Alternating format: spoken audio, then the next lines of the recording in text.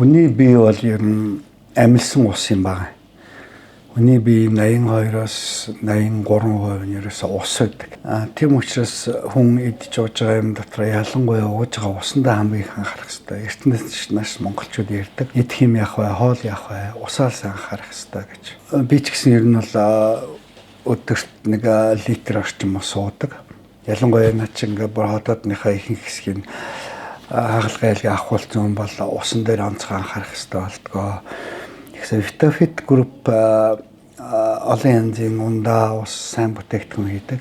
Тэгээ хамгийн сүүлд энэ 2025 онд авраг гэдэг аршаан хийсэн байна. Энэ нь бол зөвхөн эмчийн хувьд ч биш, ус угаад байдаг хүний хувьд ч биш. Ерөөсөө Монгол хүний хувьд бол олзуурхаж баярламаар тийм ус хийсэн байна лээ. Би одоо сар орчим уусан.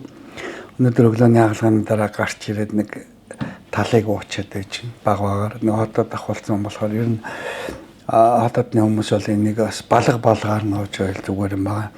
Хүчил ихтэй хүмүүс бол бүр залгиж ууж болно хаягаар нь.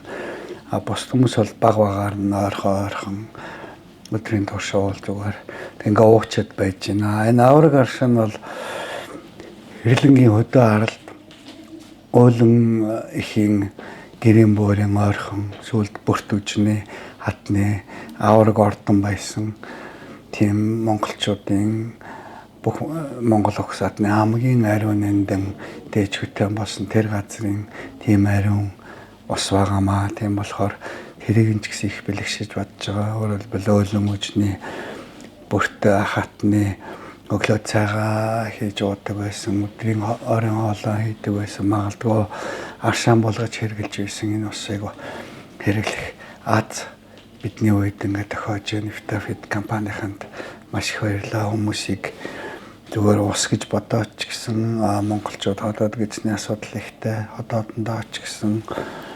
хамгийн ариун гээгэн хамгийн шүтэн болсон тэр газрын ус гэж бодоод ч гэсэн энэ усыг авч хэрэглэж байгаарай гэж захимаар байна.